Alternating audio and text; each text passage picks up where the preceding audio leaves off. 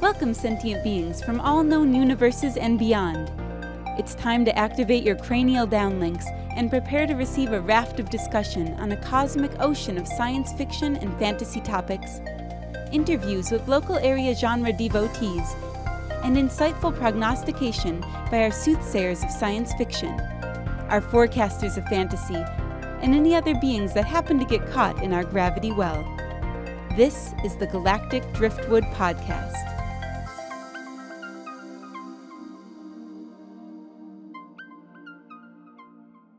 Hello, and welcome to another episode of the Galactic Driftwood Podcast. And spoiler alert, I'm Bill. I'm John. I'm Charles. I'm Seth. Jenna. Chris. And we've got some interesting stuff to talk about. There's been some fascinating developments on Star Trek Discovery. We're going to talk about the new HBO Max Roku deal, which is amazing, and also Time Warner's decision to simultaneously stream content as it airs at theaters and more. So I think let's kick it off with Star Trek Discovery. So the season, and there's going to be spoilers here if you're not through, I think it's episode 10, right, John? I think there's only 2 left.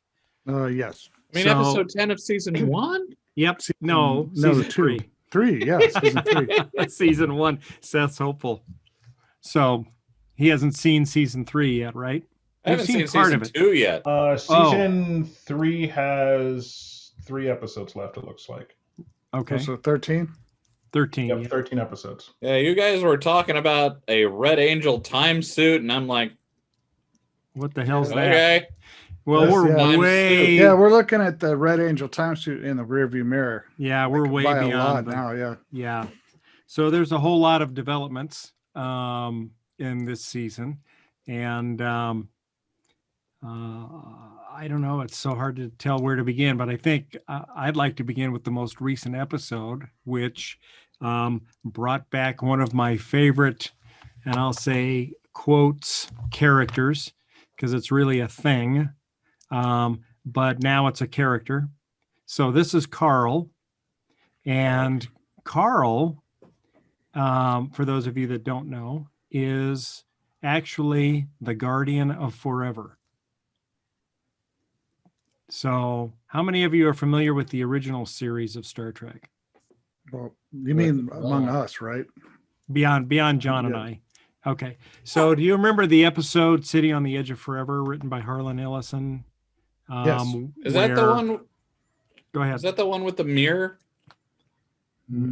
No, not the mirror universe.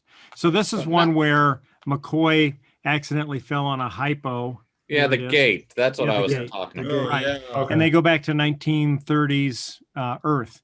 And actually McCoy goes through first and changes history such that the Enterprise doesn't exist all of a sudden. So that means that Kirk and Spock have to go through the portal to try to fix the problems with history.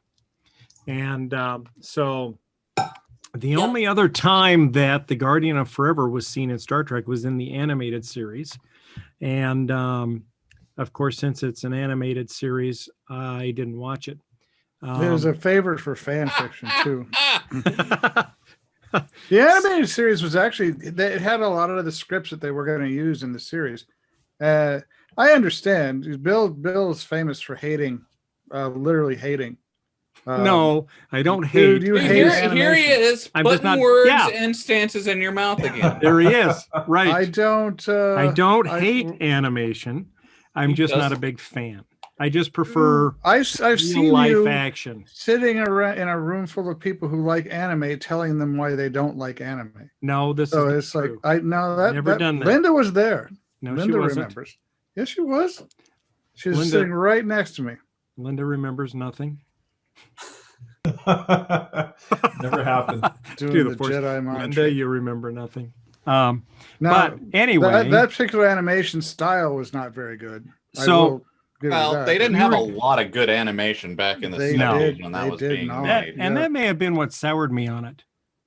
So what's this? Is this from this must be the animated no, episode. is it? Maybe, yeah, maybe it is. Yeah, that is. Yeah. Yeah. That So looks better than it. did you ever looking. do you remember what the animated episode was about, John, or did you watch it? I do not. Okay. Well, I think it involves Spock going back in time for something. Oh yes, he had to do something, and you found out about his pet Salot Oh, because you okay. actually got to meet it. Interesting. Because you remember he talked about that as his big cuddly teddy bear with fangs. Right. Yeah. Right. Okay. So one of the things that we learned in the original series, they asked about the Guardian of Forever. They asked him, could he slow down the rate at which he showed history playing out? No, he said, this is the form I was constructed in. I have no ability to change any of that. But now suddenly in this episode, not only is the Guardian of Forever changed, he's now a person named Carl. And I think he just picked a name. God damn it, Carl. God damn it, Carl. All those Walking Dead memes coming back to me now. Right. And Damn there's it, Carl, Carl. and there's the new Guardian of Forever in the future, much more evolved and advanced, but still the same general shape.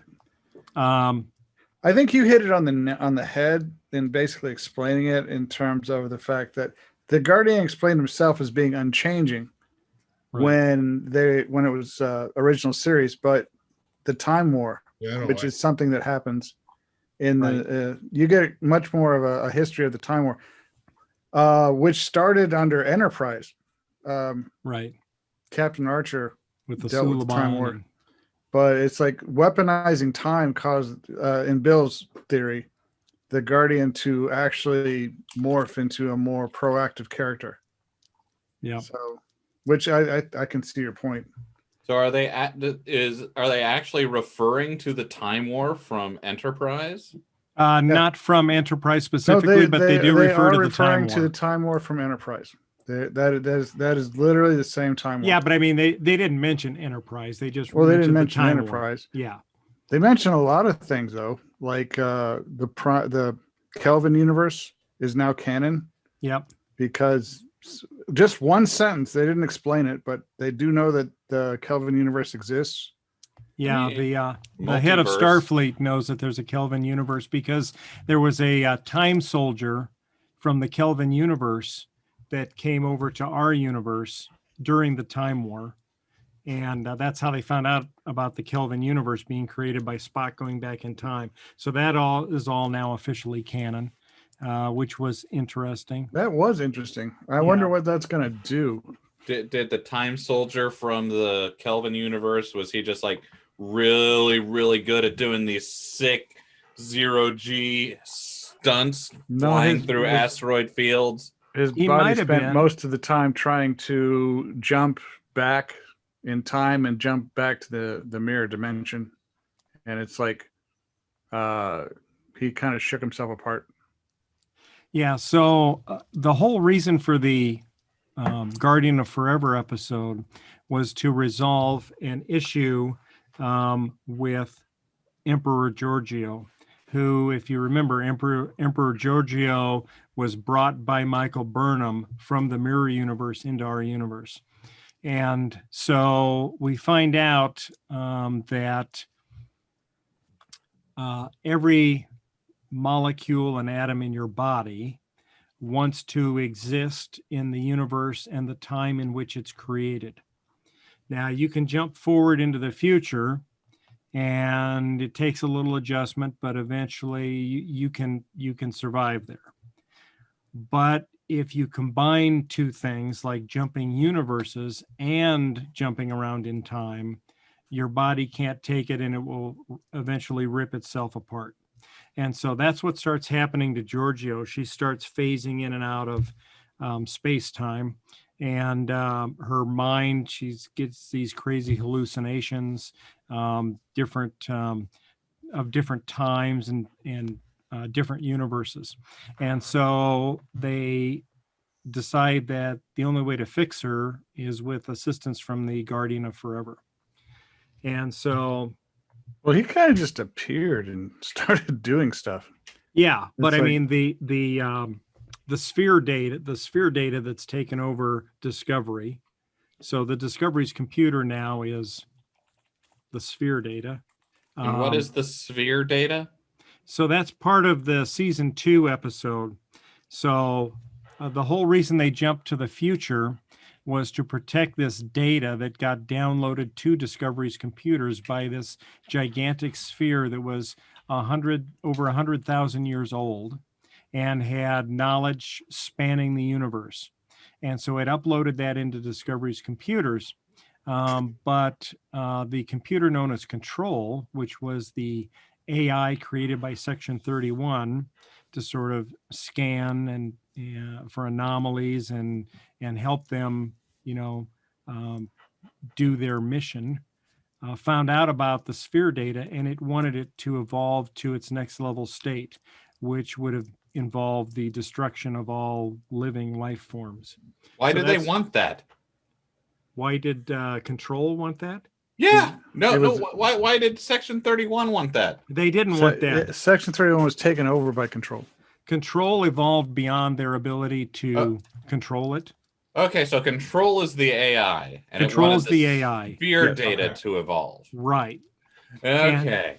And I so do really Discovery, appreciate the world building, like the level of mythology they're creating is yeah, it's a lot of fun. It's a lot of fun that a lot of shows don't do anymore.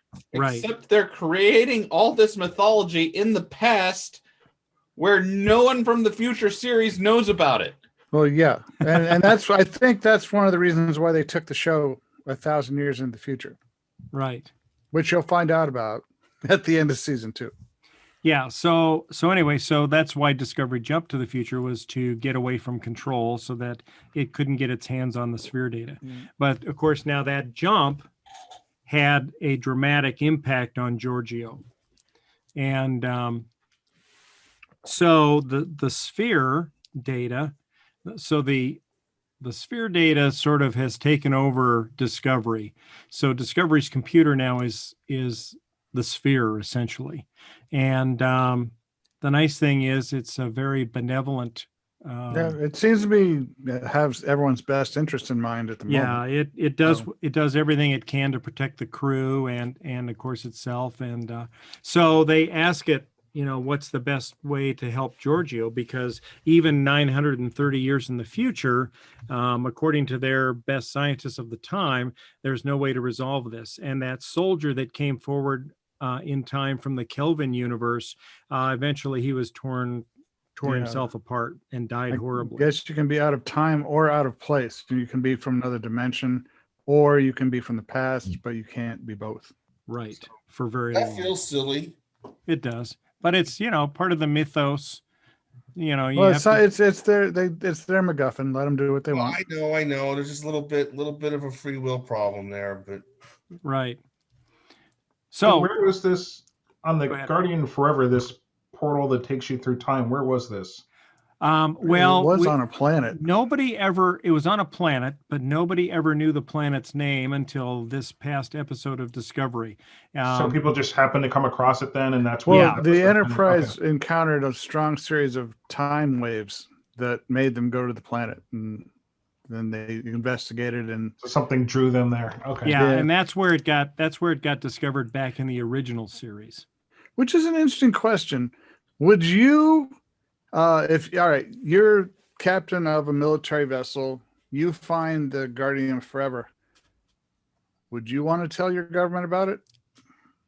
Well, Would It you want might- to turn Well, that? yeah. So I'm glad you brought that up because I was wondering how did that not get logged? How did that not? It leak did. from the It ship? did. The Federation knew Uh-huh. about it. Okay.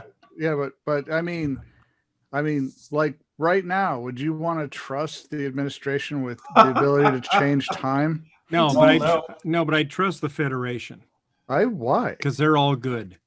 are they now? that We were Don't you just remember? talking about Section 31. Yeah, and We're don't you just remember? talking about that. Don't you remember the aliens that took over the Federation during But that's Next not Generation? the Federation's fault. It doesn't matter. It's like all of a sudden these things have the time travel. So, Right. But here's the thing: if this thing's throwing out time waves, sooner or later, other cultures are going to find it. that is true. Time waves. Would you destroy it? No, because the loss would be too great. Would it? Yeah, because you can. Would go you be back able to and- destroy it? Well, that's a Yeah, good is question. this a destroyable thing? Yeah, the Guardian And does seem to wouldn't you be need it powerful. just in case against the people who can time travel on their own, like as an alternative way to go fix whatever issues you're battling against? So What was the first part of that, Jenna? I got the last Well, part. there are some species I thought that could time travel on their own. So if you're not one of those species, you Yeah. need that as a way to combat whatever efforts they're trying to do. Yeah, we know the Q can time travel on their Yeah, I was own. about to bring up Q. Mm-hmm. Well, the humans of the 28th century could time travel. But it's like Yes, they had time ships. they did. They basically that was a very recurring theme in Enterprise, the time war. But Right. but I mean, what do? You're the commander of the vessel that finds the Guardian at the edge of forever. What do you do? It's like literally, if you turn it over, you turn it over. If you don't, you're going to get in trouble probably. Because I mean, you can't really hide it, the fact that you discovered it. But I mean, do you have obligation, Moral obligation to not. I would think Turn in it over? any other universe, you would have your crew. You'd have crew members wanting to use it, Yeah, to go back and see their long lost loved ones. or to get a promotion, or to hook up with that girl. That was change the- the future, which is something you just can't do. Yeah, I mean, You'd that want was to the whole reason. Groundhog Day yourself, basically, so you could get the girl like So- 10,000 times through this one day, just so you can succeed at the date. Well, that's actually a Rick and Morty episode right there. But yeah, Yes, More or less, yeah. yeah. Well, But don't you know that was the whole reason they kept the mirror universe such a strict secret, was because the fear that people would want to cross over to see loved ones that they'd lost in our universe, And because who they'd were still be alive evil? in the other one. What? And who were evil? Well, they might not necessarily be Oh, evil. yeah, that is true. I mean, it was just Yeah. it was a mirror. So if Yeah. you were maybe really Yeah. good in this one, you might be really bad in that one. Yeah, you lost your wife. But if So you were if your you were mirror universe wife mediocre is there, here, but she has a beard. if you were Yeah. mediocre here, you'd be mediocre there.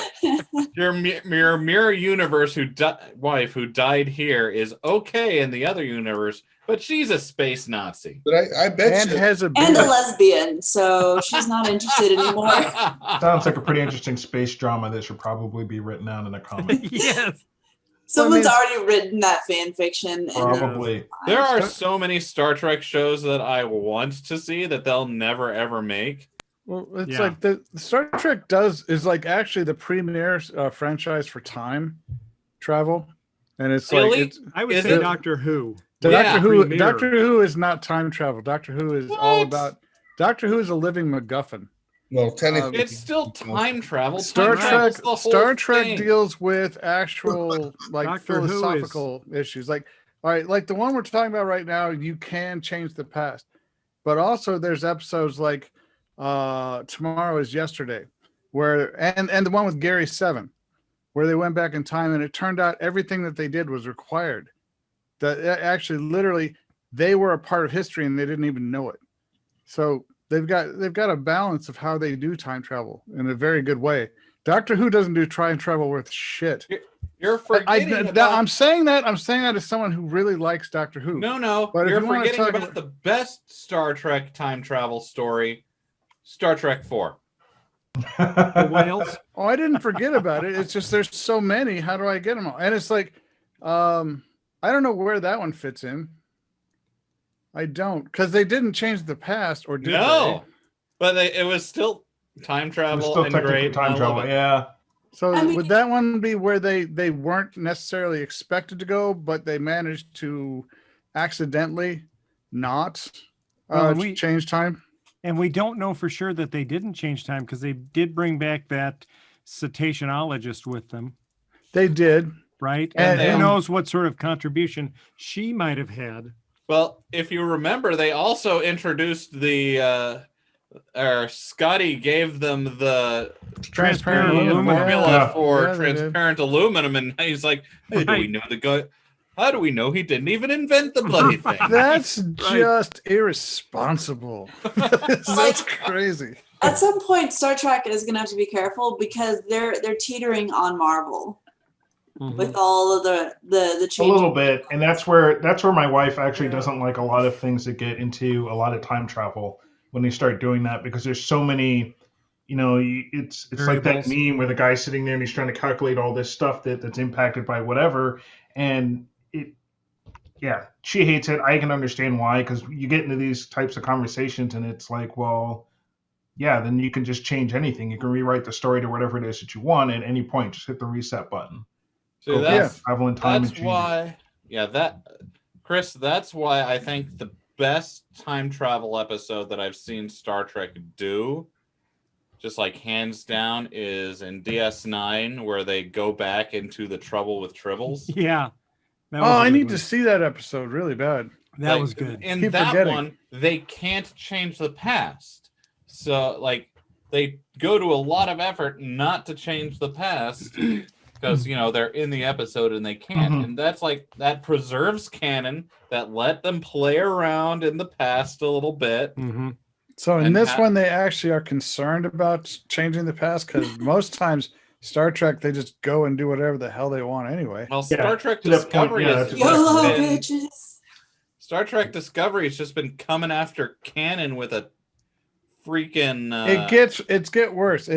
Season 1 and season 2 are just awful for that, and it's like, I think that's why they ended up just moving the whole thing 1,000 years in the future, because I don't know what they thought they were doing, but what they ended up doing was just kind of you could feel them like trying to tiptoe around canon, and all the fans were getting madder and madder and madder.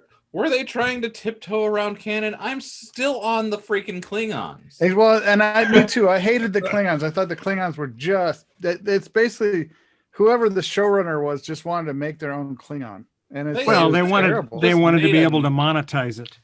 Yeah, They could have made a new species, just like, oh yeah, these are the Glorbulons. They're Yeah. really angry. but yeah, what did they have to change it by 20-25%? It's like, I don't know why you had to turn Klingons into like whatever you turn the Klingons into. I mean, Basically, they put a bunch of Klingons in a hot topic and shook it really hard. yeah, yeah, they were very they looked almost like they were made of vinyl. Exactly. See? Yeah. So one of the things that I thought was really interesting in this episode, Linda, can you put up that last picture of the doorway that Giorgio's going through? So when they first get there, so this is the second part of a 2-part episode. And in the first episode, we meet Carl, and Carl's got this doorway, and they open up the door, and the door just looks like it, just looks like if I built just a standalone door in my backyard and opened it up, you'd stand there. A door frame you could find in Lowe's. Yeah, that wasn't Right. really as impressive even as what they did in the original series. Yeah, right. So, but they did here very similar what they did with Jodie Foster in Contact, and that was Giorgio walks through the door, but as she walks through the door, she ends up falling on the other side of the door. Carl just made a construct that Giorgio could understand. And Burnham goes to grab her, and in that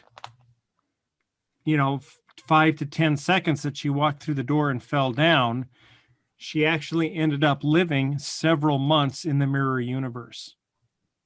And of course, Giorgio thought, she was just imagining it all because she's been having these hallucinations all along because her body's kind of self-destructing. But she also, Culber had fitted her with this health monitoring bracelet to kind of keep track of her vitals while she was going through this stuff. And they looked at that after she came back to consciousness, and they found out that it had recorded several months worth of health data while she was in that 5 to 10 second walk through the doorway. So that leads you to believe that she MacGuffin. had a real experience that lasted several months, even though it seemed almost instantaneous for us on this side of the portal. And what they did here, I thought, was really fascinating, in that this whole season, and even especially in season 2, when Giorgio is brought over from the mirror universe, she is a badass bitch, and she doesn't take guff from anybody. She'll talk anybody down. She'll stand up to anybody. It doesn't matter if you're the head of the Orion Syndicate or whatever. She's an asshole, is what you're saying. She takes people to task. She doesn't take shit from anybody, and she'll have you, begging for forgiveness no matter who you are, within 5 minutes of talking to her. So she's a real badass, and she seems to have a chip on her shoulder over the fact that she was brought to this universe from the mirror universe, and that everybody here is just weakling jerks, and that nobody knows how to get things done, and this whole deal, right? And then this happens. That crown is ridiculous, by the way. What is? The crown. It's absolutely- actually Ted ostentatious. yeah, but it is actually pretty awesome. The way you see it used in certain scenes of the episode, where she'll be standing in front of a view screen looking out, and behind her will be the Karen, which is the Emperor's new starship that's being built, that has like this miniature. Called the Karen? The Karen. Yeah, the right. The USS manager Karen. No. Yeah. CHARON. Star system. Oh, I Karen. want to speak to Karen. your manager. Got it. Yeah, I like you said CHARON, not Karen, got it. KAREN. I was like, that's too obvious, Star Trek. Yeah, no. So, but The she'll be new- standing the there new with Star the Trek ship in the boss is the background, and the Karen. ship has like this, I don't know, it's like this, almost like a miniature sun that it uses as an energy source, but it has to do with the mycelial network, but it glows. And when she's standing there with this halo around her and this big glowing, there it is. That's it. That's what you see in the center there is the energy source of the Karen. Well, Out the view screen. So they do a lot of cool effects with it like this. But anyway, to get back to my point here, she goes to the mirror universe, right? And she gets there, and at first she's like, it takes her a minute to come to grasp with where she is, right? Well, then she starts interacting with the people there. And over the course of the 2 episodes, she comes to realize that everybody in that universe is a real asshole, and that her experience in our universe has changed her fundamentally, and that she is no longer that person. And she does things to save, like originally in season 2, when we first go there, we find out that the Kelpians, they use Kelpians as slaves, and when they get close to their Vahari, which is this sort of puberty-like thing they go to, which changes them, they get culled, and this is them as slaves, and they're actually used as food. They get served up as dinner. So no need for you to watch the show. Bill will now tell you the entire show. Yeah. Well, so anyway, so she actually saves the life of one of the Kelpians, and she saves a couple other people's lives. And this in turn sort of accelerates a process that was already underway to kill her and usurp the empire. But anyway, the whole point is that these 2 episodes show her that she is no longer that person. She is no longer the Emperor. And even though she's still a badass, she has changed fundamentally. She is a different person. She has grown as a person. She has. And that was the whole point of her going through the portal, was that Carl wanted to make sure that she was worthy of being saved. And that's just it. Now the Guardian is now judging people. Apparently. But it's like, and this is what I was sad about this, because there's plenty of species out there that could have done this without actually retconning the Guardian forever. Yeah, we do. The Organians could have done this easily. How could they have done it? We never saw them The doing Organians time travel. the Organians were omnipotent beings, pretty much. They were beings They of ascended. pure energy, Yeah, but we don't know that they had time travel. they had anything they wanted.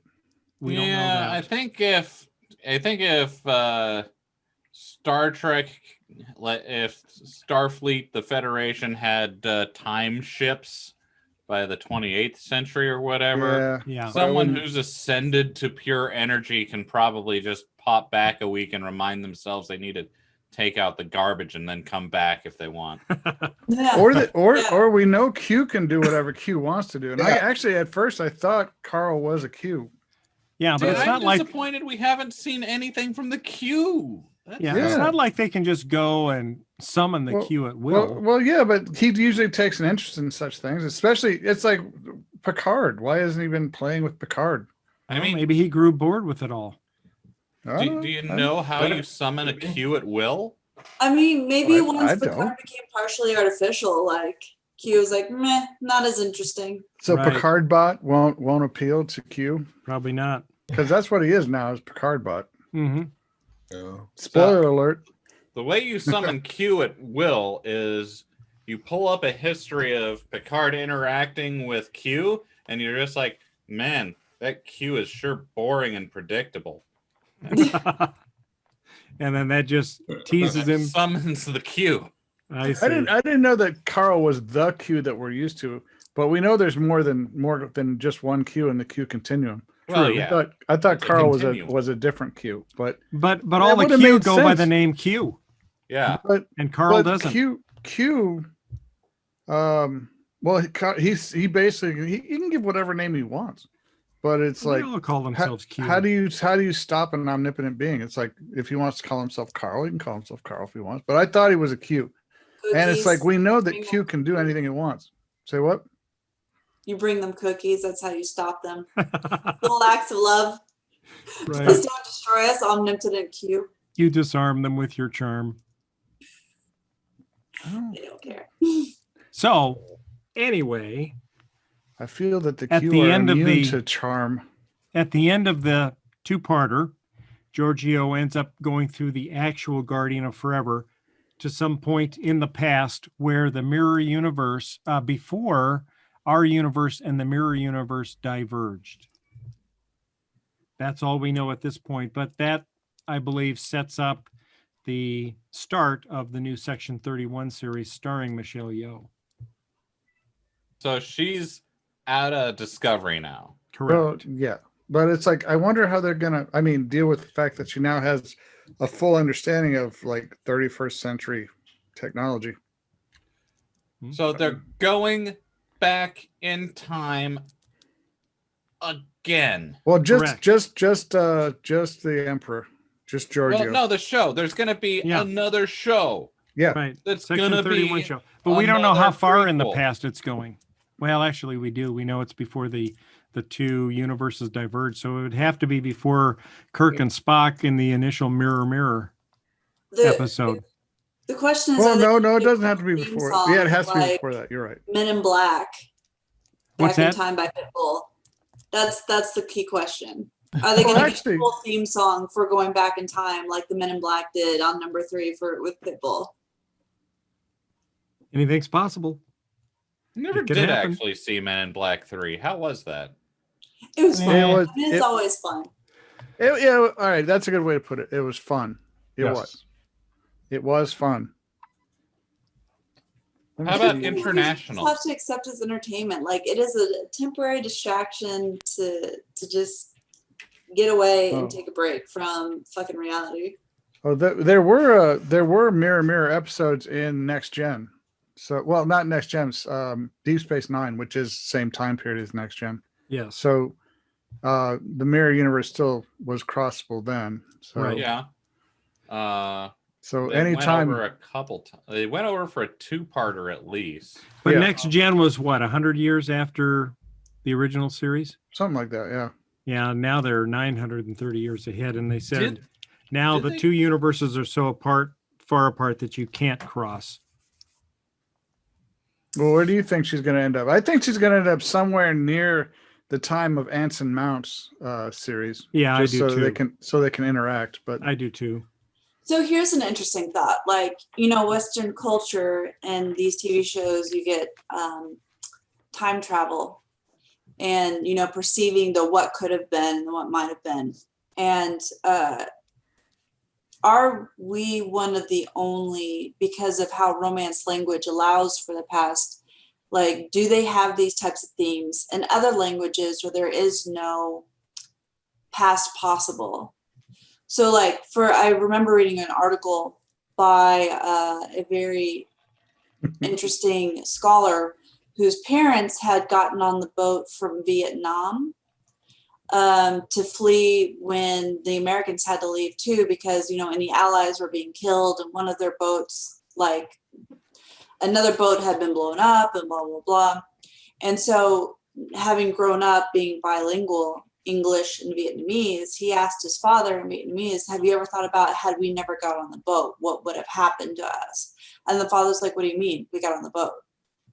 Like, in Vietnamese language, there is no, this could have happened had we not done this. There is only the past. The past is set. There is no possible difference. And now we're moving forward. No what ifs. Yeah, there is no, had I left 5 minutes earlier, I could have gotten into a car wreck. Like, it's just the past is set. And what English allows us to do is we're creating these fantastical different stories and productions, and they've been with us for a long time, of time travel and changing the future and things like that. But there are other languages and cultures where there is no possibility for that, so they're completely missing the point of. Well, like, what if you had a time travel show that was written by Hopi, who don't really have tenses in their language? It's like, can you have a time travel show if time is more fluid? And it's like, I don't think you realize how hard it is to actually talk about not having tenses, because everything I'm saying right now has some kind of time tense in it, past, present, future. Well, I don't even everything we think talk about. You're But not the Hopi don't do that. So how would a time travel show written by Hopi actually look? I think that'd be fascinating, to tell you the truth.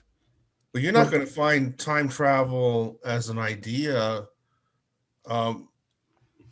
Much before H.G. Wells in our culture, there's no Greek stories about time travel. True. No, that's actually a good point. Like, I felt like there was some, like in the Renaissance, some type of ability to go back. There's ability to go back and talk to the past.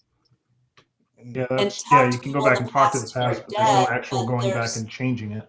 No, you're right. I'm going to go back in time. What about Charles Dickens' the concept of time travel? All people really talking to ghosts in the past would be efforts to change the past. And being haunted by the past. Yeah, you have Charles Dickens, who went back with the Ghost of Christmas Past to see previous Christmases. And future Christmases. Yeah, Right. Those are all the same time period, really. Well, I mean, Right. all right. No, it's I don't. later, I thought, than Dickinson. What's that, Jenna?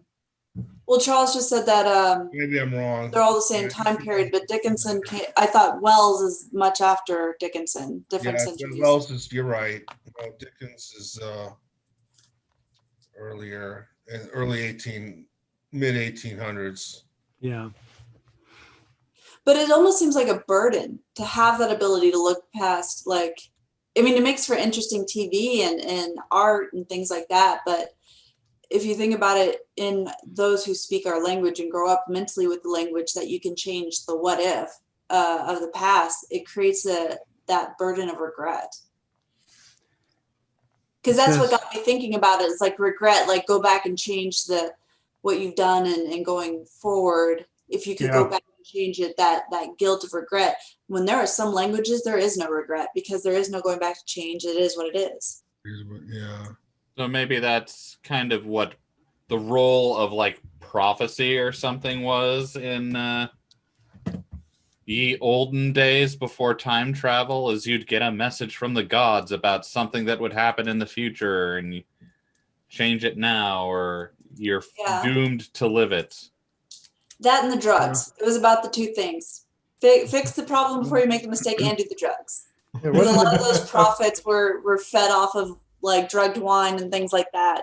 Couldn't the Book of Revelations be looked at as kind of a prophecy time travel thing? Yep. Nostradamus. Yeah, Here it says, here I found an article where it says time travel appears in the 9th century Hindu text, the Mahabharata. What did they do with it? It says it involved a one-way trip. People fell asleep and woke up in the future. Ah. Yeah. So like And everybody was wearing just to face derail us masks. even more. If you guys, I think, would love this. There's a really cool book talking about like prophets and prophecies, and how you'd go to the oracles to get your guidance, so you don't make a mistake, like Seth was just saying. Right. There's a new book on how a lot of those oracles and mysteries were psychedelic driven. Oh yeah. And this guy who can read both Greek and a few other ancient languages, like really started digging into that more, and archaeological evidence of spiked wines. So that there's a fun holiday reading book for you guys on it. It's called The Immortality Key: The Secret History of Religion with No Name. There's like gases that emit from the Oracle of Delphi, which could cause some kind of mind-altering experience. But yeah, I think that was from too much chili, though. Nah. The Greeks weren't famous for their chili, man. It's like, well, not famous. All the things. So yeah. So we're not going to let you do that anymore, Bill. No more puns. Stop it. It's like, I gave up puns. What? You sure didn't give them up the other day when we were playing D&D. You were just dropping puns like they were weaponized. you were like trying to kill us all. That's a good segue. How is D&D going for those who are not following your D&D show? Actually, I'd like to mention something. Let me review something here that's just interesting to me. The first time travel book, according to Wikipedia and such, was that the clock that went backward? Yeah, the El and Chrono people. That was 1887. H.G. Wells did his, and I think it's 1895. But the Dickens is interesting because that was 1843. So the concept, I know I'd seen things where H.G. Wells have been given credit that things are not the concept of time actually changed in the populace. But if Dickens had done, if the ghost took him into the past. Right. In the future. I guess it didn't give him, in the future. But no, I mean, it had to have been you were right. Wells gave us the machine. He gave us the science versus Dickinson, who gave us the divine act of all the powers. That might just the idea of a machine doing it was impossible to us, maybe. It could be. I don't know. Well, with the Industrial Revolution, it's perfect timing because now man has created these things like, holy crap, look what we can make. What else could we make? Could we eventually go to the moon and travel in time? Making stuff that maybe we shouldn't make. All the things we shouldn't make. So, like superheroes. On a scale of 1 to 10, how does Star Trek do? Discovery or DS9 or just in general do compared with other movies when it deals with time travel? Movies or shows? Either. Well, it's like the Star Trek movies. I think they only did time travel once, but that was but in terms of your opinion, whether it's a show or a movie, how do you rank them versus other series that deal with time travel? How do you want to good or bad? What criteria do you want to hang it by? It's like, I mean, because like I said, sometimes they go back in time and they're actually supposed to be there and they didn't even know it. Sometimes they go back in time because they change time and they have to fix it. I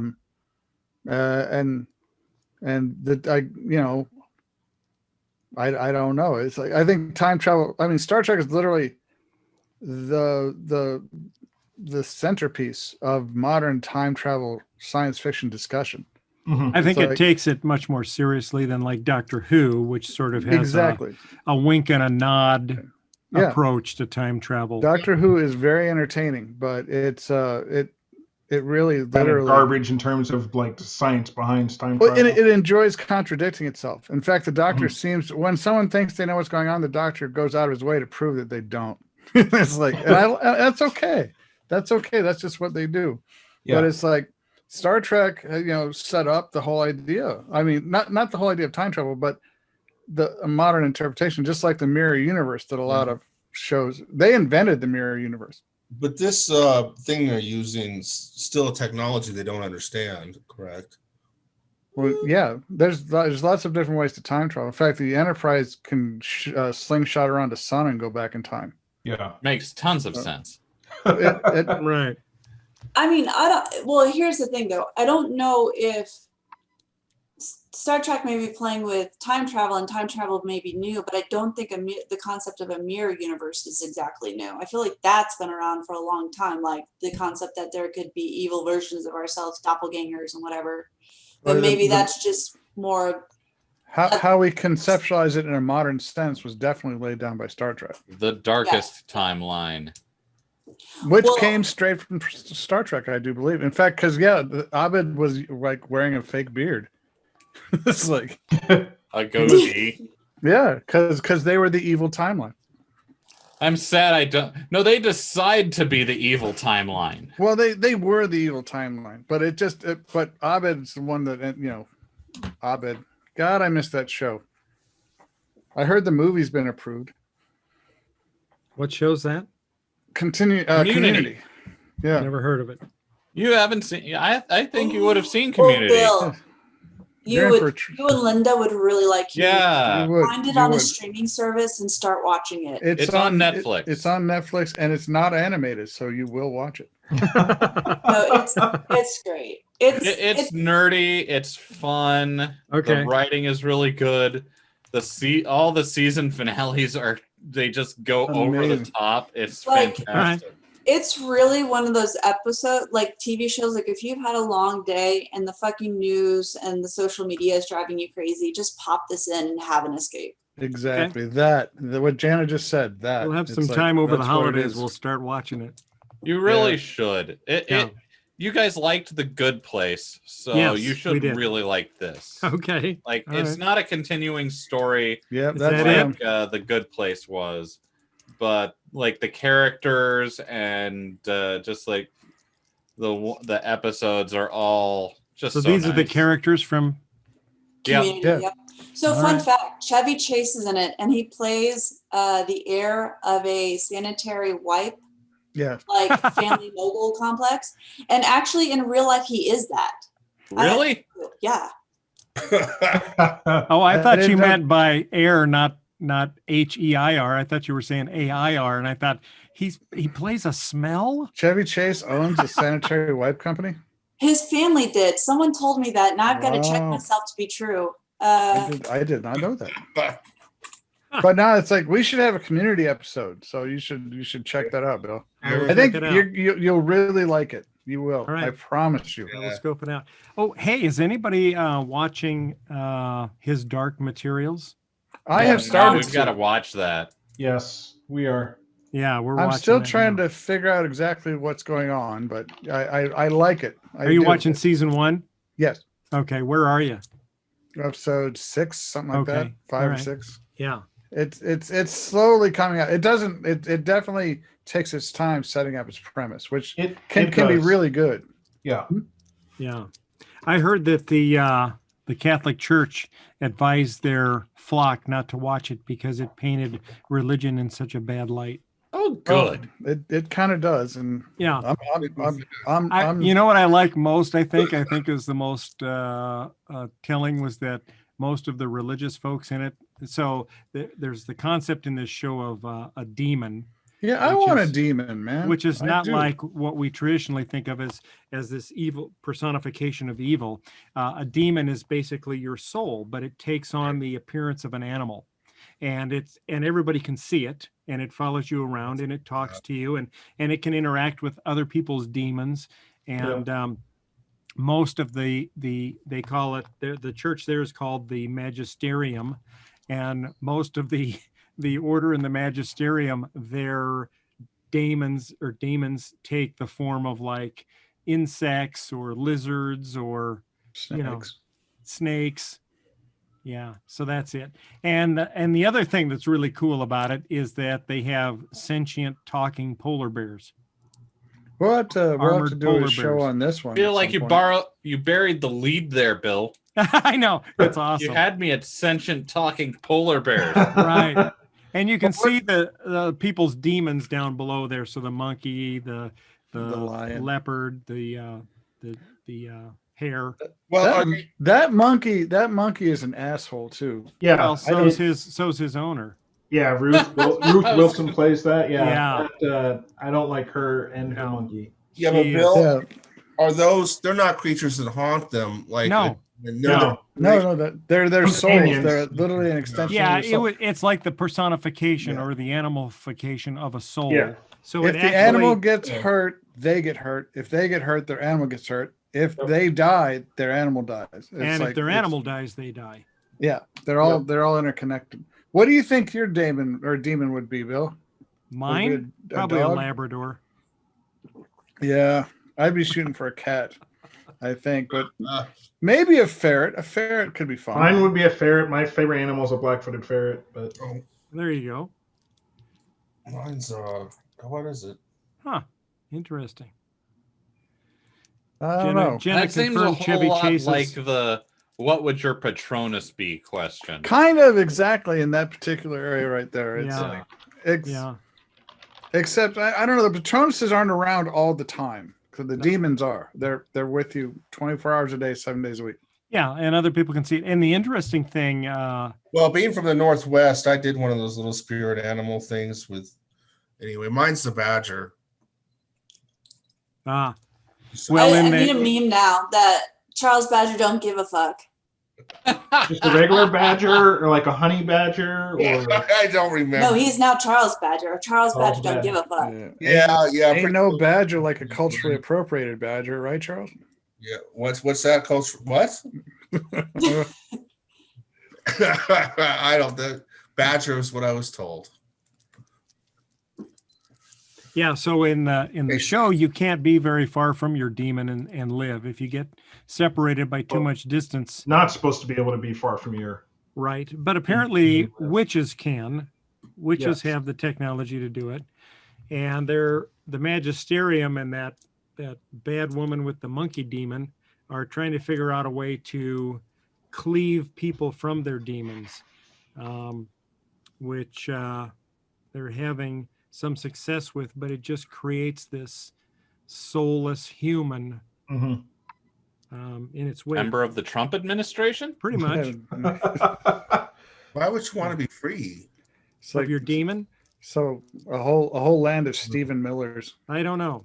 That's terrible. No, like I really want to see this. It looks a lot of fun, and then I'm afraid it's going to get me addicted to a new book series. Yeah, it is good. It will. You'll like it. I've read both.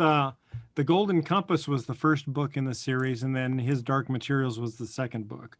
And we read both those. They were good, interesting, and I like watching the series. It's pretty faithful to the books, I think, so far for the most part. Yeah. Katie's read them, but I haven't. And I haven't read them. On my TBR list. Yeah. So there's just not enough time. There's so many good things coming out. Like to be a kid now, like what you have access to in terms of entertainment is way different. Who's looking forward to Wonder Woman 1984? Well, I am. I've heard really good things about it. I think that'll be pretty awesome. I have heard very good things about it. So yeah, I am Lego a little sets for that movie have been out for the last 6 months now. I'm a little worried about Warner Brothers and the way they're going to distribute this. And I understand during COVID, we need to have something that allows us not to be exposed.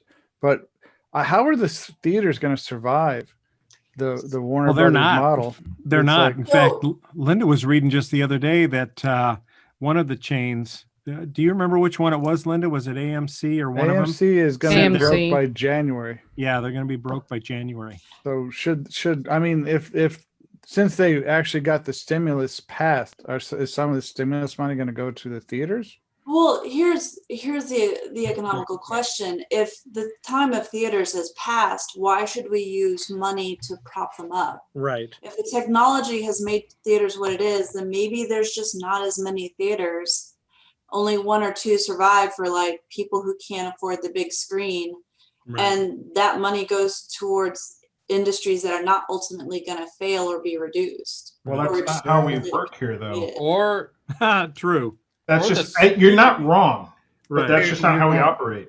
We have Exactly. industries that have been going away forever that we keep propping up with money. No, for and no they reason. shouldn't. Like I don't think they should Yeah. be propped up. Well, You should- or if the problem, like my hometown, so when I was a very little kid, the only theater in town was propped up by a rich guy. And if that's what he chooses to do, then that's what he chooses to Because he do. thought movies. Like- Well, right, but I'm saying that was before. That was before movies had run their. So what is your Well, well, opinion, TV. Charles? Charles, what's your opinion? I'm just saying that's not a correct statement. Maybe. Do you want theaters to exist? Oh no, I love theaters. I do personally. I I don't do know too. how it's going to work, but But Jenna is absolutely right. It's like how can it be propped up? Even if it Well, could we be, keep- should it be? we keep talking about like what should the government do something to support the theaters? Should the studios do Right. something to support I mean, the theaters and technically, help the them make it studios through? have been propping Yeah. up theaters for years, but just No, by they've been delaying, they've been just by like, delaying the release of streaming, right? By delaying the release of movies on Yeah, streaming. that methodology months, is used. that To props keep up theaters going for a theaters. while. Yep. Yeah. Well, I mean, the streaming's relatively new. It's like they used to hand them down to like the cable channels after a good theater run. Right. I don't know how much money they got. I imagine they get a lot more money from their direct stream than they do from the HBO.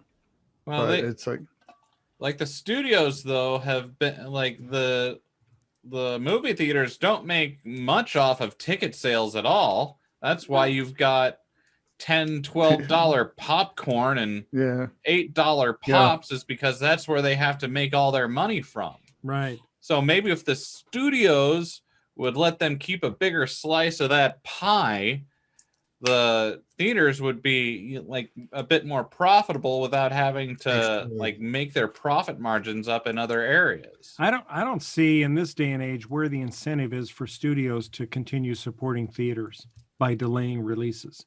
I mean, they Or you by still letting them make a keep lot of more money money. off the box office. Well, I mean, Well, that seems to be they Warner make a lot of Brothers money seems off of to agree streaming. with Bill. Warner Brothers is totally on Bill's side, or Bill's on Warner Brothers' side, because that's exactly what they're doing. They're cutting out the middleman, which is the theater. I'm just saying, release it everywhere at the same time and let the market forces decide. Well, Well, when you say release it everywhere, do you mean like release it to rent on Apple No. TV, or do you mean like with HBO I mean, Max everything. where they've just got the movie and you can watch yeah. it there? Yeah, if I had the Everything. choice, let's say there was no pandemic this year, if I had the choice between going to see it in theater or streaming at home, I'd probably still go see it in theater. Just that Exactly. I grew up on that Absolutely. So experience. should they not release directly to streaming right now because of COVID? I mean, because right now it's Yeah. not the playing field isn't equal. If you want to, I agree with Mhm. Bill. Open it up.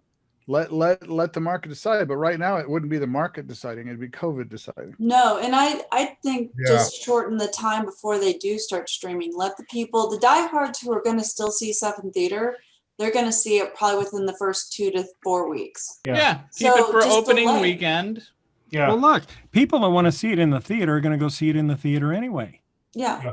People that are not going to, that are going to wait, are not going to go see it in the theater, Yeah, my even if parents even if you delay a month. my parents are the kind that don't go to the theaters, which is interesting because I grew up with them taking us to the theater, so it's a big thing for me. It's what we did together as a family. Yeah. But then as my sister and I grew up, moved out or whatever, they don't go anymore. They just wait till they can stream it or they can buy it on the shelves. They haven't been to the theater in like years. They rarely go.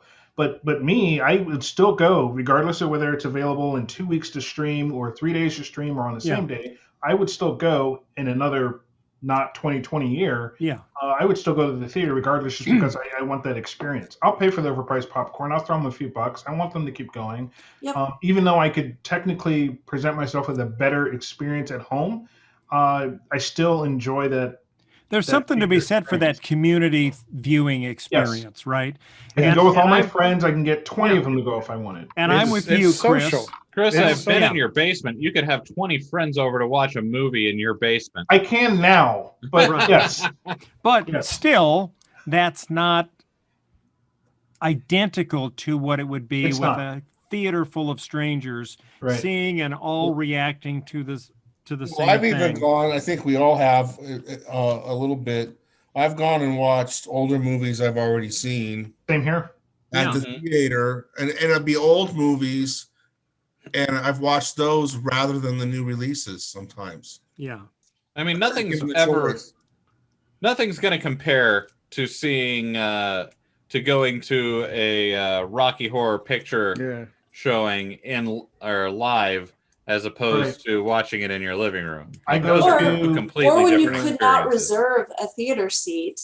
So if you really wanted the good seat for this new movie you've been waiting for months or Mhm. years even, Yeah. you're gonna go like an hour and a half, 2 hours ahead of time and just sit on the floor with your friends and play cards and talk, waiting to go get seated in the theater. I I've do been I there, do done actually that. miss that a little bit. Back in college, we would we'd spend hours in line with our Game Boys or our DSs, and we'd be doing multiplayer on them and run the batteries out. How do you think theaters can reinvent themselves? I We think have they one here already that are. already has. Well, I mean, Yeah. they're gonna have to do more because Well, they're the dying, restaurants but- and the bars help. I think it's gonna that be is cool. whole The Alamo meal concept experience. is Yeah, the actually kind of Alamo- bigger. Yeah, It's I almost only go to the Alamo now, Yeah. especially like during this time of year. They have movie parties. yeah. I've and gone back to see Die Hard like in the last 5 years, like 4 times in you the got theater for the waitresses that movie come. party. Yeah, I like to go to the riff tracks at Alamo for sure. Yes. But it's like Yeah, Um, like the Alamo like really started, in my opinion, or like for at least for me, started making movie going even more of an experience. Like with the watch parties, the food that they brought to the table, you could get beer and drinks Yep. just delivered to Yeah. you. Screaming children get escorted out of the theater. yes, Their before movie programming is like something I actually want to show up early to see, Yes. as Yeah. opposed to like almost an hour of ads where you're just like, Yeah. Yeah. Now, Chris and yeah, not even movie ads. They're like literally ads, like Yeah. Allstate. Chris mentioned something, and I just want a quick show of hands. All those that think Die Hard is a Christmas movie, raise your hand. It's a Christmas movie. No, why not? Why not? All right, it's unanimous. Yes. That's awesome. I saw this. yippee ki yay, motherfuckers! Although I did find the recent meme yeah. hilarious that someone said it's Bruce Willis climbing through air vents in a building trying to avoid Alan Rickman as a Harry Potter movie. That's awesome. Well, Linda's pulled up here on the screen something we should talk about in the Well, fact that HBO Max and Roku just came to a deal the other day. I'm pretty happy about that personally. Fucking Yeah. finally. Isn't Yeah. it? That is Yeah. phenomenal. Damn. About time. I was so tired of Chromecasting. The problem with Chromecasting is that every time you want to pause it or something, you've got to log into your laptop or your phone Yep. to pause it, and it's just a real pain in the posterior. So having that Roku remote able to grab that is Also, awesome. we have the new Roku, like the surprising amount of do-it-yourself channels and interesting like channels you can stream anytime are pretty cool. And it's Yeah. me and Aaron are actually like, this could be a potential problem for us because we love the do-it-yourself shows. We did start streaming.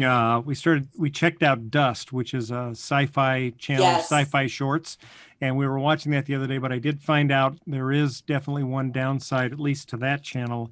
And my suspicion is that maybe endemic to the other channels in that similar vein as well. And that is, we were watching an episode, and so you watch like 5 minutes or something, or 10 minutes, and then you get like 2 minutes of commercials, and then you watch for another 5 to 10 minutes, and you get 2 minutes of commercials, and you can't, of course, fast forward through the commercials. So we had just gotten through the second set of commercials, and one of my dogs jumped up in my lap, knocked my Roku remote on the floor, and it went back to the home screen.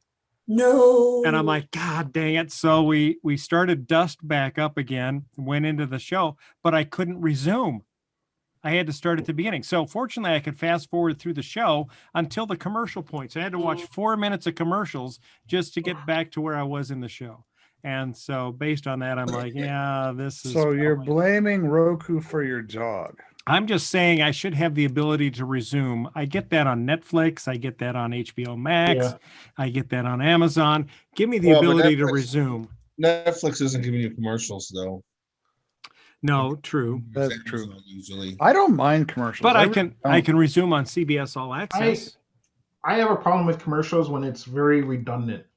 Yeah, and that's what And these were. streaming services, Both a lot breaks. of them are repetitive. Yep. And it's better on a TV, frankly, because it doesn't seem to be as like cable television doesn't seem to be as repetitive as streaming ads are, and that's driving me nuts these days. Because I've started shifting to other services that are ad based, and it is driving me nuts. I'm sick of seeing the same 20 ads over like 2 or 3 hours. It makes me get up and just stop streaming. Yeah, It makes me not want to over deal with the time, vendor that's doing that advertising. as the networks start dying more and more, you're going to see the ads switching more and more to those. I imagine it'll change over time. All your ads are targeted now. Like they use the data from your streaming, from your browsing, from your Amazon history to serve you ads that they think will apply to you. And that's why you see a lot of the samey stuff. I don't know if it's CBS or Hulu, but one of them will stop mid-ad, or as it's rolling an ad, it'll pop up and ask you your preferences. So basically, like, which of these would you rather see for the next 5 hours repeatedly? I don't care. Yeah, I don't care. Well, If you don't answer, it just times out and keeps going. But right now, I'm seeing the folly of my way. Choose the form of the destructor. Yeah, basically, that is exactly what that is. I think I'm reaping unintentional rewards from my decision years ago when I signed up for Facebook. I told them that I was born in like 1925 because I figured they'd be less likely to advertise to somebody in their 90s. But now I'm seeing all these end of life commercials. Oh God! End of life planning, and it's got me really depressed. Oh no! Oh no! Oh, that's dark. It's it's one of those things where if you're just done trying to protect your personal information, and you can just open the floodgates and say, just take all my information. That way, I only see what I care to see. It could be a really great system. It really could. I mean, what they want to do is to have it so that, you know, when you get up in the morning, you say, hey, Alexa or Google or whatever, and, you know, what's the weather like? And it's like, oh, we noticed that, you know, every year around this time you buy something for winter for your car or whatever. We can automatically order that for you. You turn on the TV. It's got ads that have to do with your day. How much of your internet history do you want them to check out, though? I mean, you might start getting some really weird ads. Google has stated that their intention is to be able to start advertising stuff to you before you even know you want it, that you're going to want, based on other things that's going on in your life. They can predict. Grocery stores do it with their coupons. Yeah. They go through your pattern, your purchasing behaviors. They can do it by your zip code, everything that you do. Grocery stores have been doing it for a long time now. But there is this on the data side, from an IT side or whatever. It's one of the biggest pros and cons when you try and secure that data is the more you close yourself down, the more you're going to find future technology is not going to work for you. Right. I struggle with that personally, just because I like the automation stuff that I can do, but it requires, like, all of the Google Home stuff will break if you start turning off all of these location awareness, all these other things. It just doesn't work anymore. Right. So what happens when like your technology is now predicting what you're going to need based on what you want now and what's probably going to be happening in the future. Have you all You watched receive a this shipment of like 5 bottles of whiskey, and then the next day your girlfriend breaks up with you. Like, have you all seen The Social Dilemma yet? No, Yes. No. I don't think so. Yeah. That was Like, good. it's on Netflix. It's the documentary they did on the harmful effects of social media. Mm-hmm. Yeah, it's really good. But anything's going to be better than the way I think it's just been awful the last 20 years that I will build a fence or do something on the house, and it doesn't matter if I've looked online or not. And when I'm done, about 2 weeks later, I'll get a bunch of coupons in the mail. Yeah, after you've already spent the after money. you've already bought Now it. I've moved on to the sprinkler system or whatever, and it's just like, why can't you guys, if I'm building something, then give me, next year I'm probably gonna do something on the house also. So Well, the trick, Charles, is that you go out to these sites online and put the stuff that you want into your cart, but you don't buy it. Then a day later, they send you the coupons. Yeah, there you go. Yeah, that's how it works. So, then that would explain. Okay, I went looking for Tasha's Cauldron of Everything a couple days ago. Mm-hmm. I did. I literally put it in my cart, but I didn't get it because I was thinking about it. And I went back, and it was like 30% off. Yeah, that's what they do. They wait for you to put stuff in your cart, and then if you don't buy, then they start discounting it or sending you coupons or whatever to force I that will decision. remember that. Don't buy your RPG stuff from Amazon. Buy it from local game shops. It costs like twice as much. I don't care. Support Seth will cover the difference. Okay. You will feel better supporting your local I game go shop. and I buy things at game stores that I don't care to buy it online, like little figurines and my Funko Pops. I like going to the stores for those, but it's like I mean, like Jenna said, if the game stores are going to have to accommodate, or they're going to have to go away. It cuts both ways. Well, that's what she was saying about movie theaters, is that we can't prop them up. And it's like, you want me to prop up the game store? So we're not propping up the game store. We're supporting them through freaking COVID when they can't have people over. All right. What's the difference between that and theaters? So with the movie theaters, it's just buying stuff from them as opposed to Amazon. There is no difference. Yes, there is. There is not a bit of difference. Difference between purchasing something from Amazon versus purchasing a local store on like smaller material things that you're going to have. There's no difference between not supporting the theaters in terms of dealing with COVID at this time. You can't go to theaters and buy a movie. But you can buy anything else there. You can if you want to support your local theater. You go to the bar at the theater. You can do it. You can buy stuff through there. You can buy gift certificates at your local theater. My thing is more we do want to support our local businesses through this because we don't want to have Amazon as our only stupid option. I kind of want some of that weird butter popcorn that you can only find at movie theaters. It's like, I do. So, can I get that? Can I go and buy that? More from the perspective of government, let's using taxes to support, prop up industries that are failing. But then again, when do you start propping up individual artists too? Because that's another industry. No, it's a complicated question. Indeed. Right now, my bigger concern is not so much for the theater; it's for all the people who are about to get evicted. Where should we put resources? And I think but that's the whole, not the trick of it, but with the eviction things, that shouldn't be happening, period. We shouldn't have to prop up a business so these people get checked so they don't get evicted. We shouldn't be evicting them in the first place. Right. Well, there's going to be a lot of government pop. See, now you're talking. See, I already hear the Republicans coming after you screaming you're a socialist. This is true. Yep. Exactly what's going to happen. I agree with everything you just said, but there's a very big demographic in this country that will start chasing you with pitchforks and torches. It's so political that we're not doing the things that we should be doing, which prevents some of this other crap from happening in the first place. Indeed, I agree. Yeah. And on that note, Socialist. support your local businesses and make Right. sure as we go into the new year, you keep checking on your friends because holidays right now, especially in COVID, really suck for a lot of people. Jenna, are you doing okay?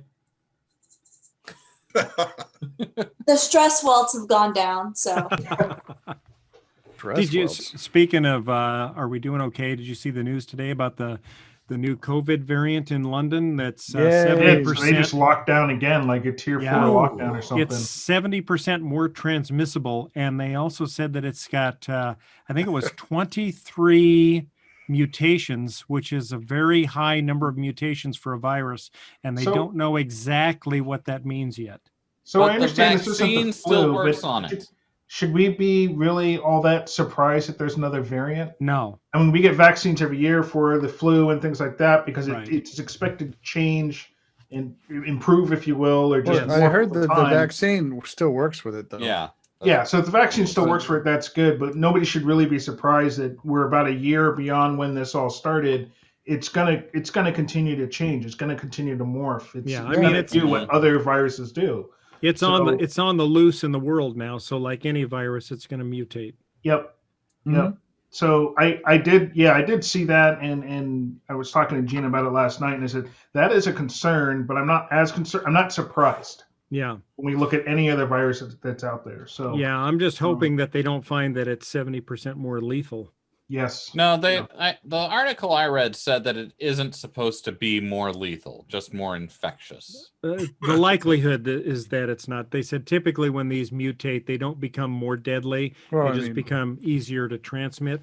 Well, But that's- with these number of Uh, mutations in this one, they're not sure yet until they complete the It's full still too analysis. early, right? Yeah. increased Well- increased transmission is increased lethalness for senior citizens. So it's funny. It's like with everything in the COVID and how easy it can be transmitted, you may not even have it. Like now I've got a candle. So if I need to like do a check, like, do I have COVID? Nope.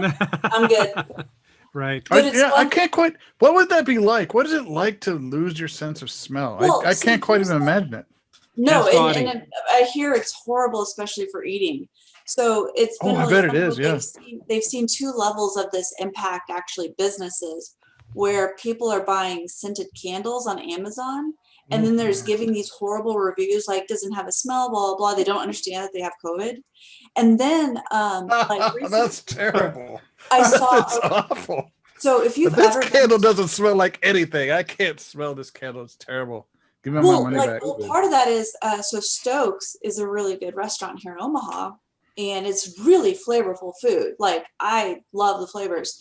And this person left this 1-star review saying, "Oh, this chicken is terrible. Like none of the food has any flavor." Or blah blah blah. I'm like, you probably have COVID. Yeah. So I know. I that had there was a thing on the internet where some gal realized she bought a caramel latte. She was doing a review live, and Yeah. she couldn't taste it, and that's when she realized while filming herself. I did that to Linda about a week ago. We were out, we got some takeout food somewhere, and we were on our way, maybe out to Mahoney or something, eating it in the car. And I said, God, this hamburger has absolutely no taste to it. Linda's eyes get big and she You're looks such an asshole. That is a why is terrible thing Linda to do. still with you? How many years have you been dealing with this for, Linda? Many. You're the most. Many. You're more patient than anyone I've ever heard Because of. she's got the good life insurance policy on Bill. When this is all done, Gonna she's gonna cash take- She's a winner at the end of she's the gonna day. go She's live gonna on an cash Sell island all his somewhere. stuff. Oh my god. I had a scare a couple weeks ago. I got a new kind of mouthwash and it was apparently super strong. Mm. So I used it before bed. And then the next morning I woke up and like all my taste buds were dead from this stuff. And so I like was eating my breakfast and I'm like, this. Can't taste anything. And so I'm like, oh God, is this it? It was like, okay, no, I still got my sense of smell and I Has can it happened? kind of a little bit taste things. But it was just this stupid mouthwash. It lasted for like 48 hours. Oh God. Not good. Haven't used that stuff since. Well, I think we're about at a good stopping point here. We've had some good discussion today, I think, on a lot of topics. So Still didn't talk about the boys. I tried to segue us into it, but that didn't happen. When did you try to segue us into that? When Jenna said something about creating things that no one wanted, and I was like, superheroes, and then Bill just continued I on. did notice you tried to do that. I'm sorry. And I was like, okay, well, I That tried. was such a subtle segue that it's like it turned into just a speed bump, and we rolled right over it. So it's like, I tried for you, John. I really did. I appreciate that. It's like we'll next talk time about the boys in season 2, I guess. Yeah, the boys. or and next the time if fans we we run gotta out of cover. stuff after we talk about the Mandalorian. Yeah, I was gonna say, don't lie to yourself, Bill. We're Right. just gonna talk about the Mandalorian. I Right. know. That, And you need to watch. You need to watch Community, Bill. You'll really. I will watch really- that. You will thank yourself. All of our You'll thank listeners, Jenna. all of our listeners, finish watching the Mandalorian because we're going to talk about the ending next week. It is Oh, the phenomenal. spoilers. so speaking of demons, here's one of mine. That's Yes. Katie's Yeah. demon. Well, Yeah, you're right. This is Katie's demon. Well, the thing is about Mandalorian is that if we told looks you pissed. what happened, Yeah, she you didn't would like be that. really mad at us. Right. So we You won't. would be really, really upset if right. we told you what happened with Mandalorian. So we're I'm not. watching that today. I think. Watch so. it today. Well, good. That means you'll be home because Seth, I'm dropping something off. Oh, really? Yes. Mm. All right. Well, And you good, too, 'cause- Bill and Linda. Ooh. Uh-oh. They're coming. Ooh. But We may not be home.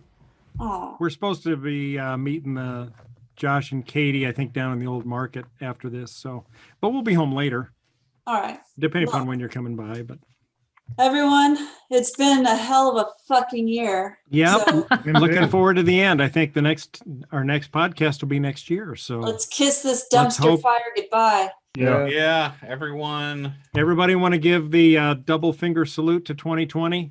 Oh yeah. I was just kidding 2020? about that. Yeah. Seth, actually, that's what you should call this episode. Let's kiss this dumpster fire goodbye. Yes. All right, folks. Well, thanks for tuning in for another episode. We will see you in 2 weeks. Thanks for check us out. sticking through us through this year. Yeah. Yeah. Thanks for sticking with us. And we're looking forward to a much happier and more successful 2021. So take care. And we'll see you in 2 weeks. Bye. Bye. Bye. Thanks for listening to this episode of the Galactic Driftwood podcast. For more information and past episodes, please visit our website at galacticdriftwood.space or subscribe to us on YouTube. And now, please deactivate your cranial downlinks, collect your towels, and be sure to watch your step as you exit our gravity well.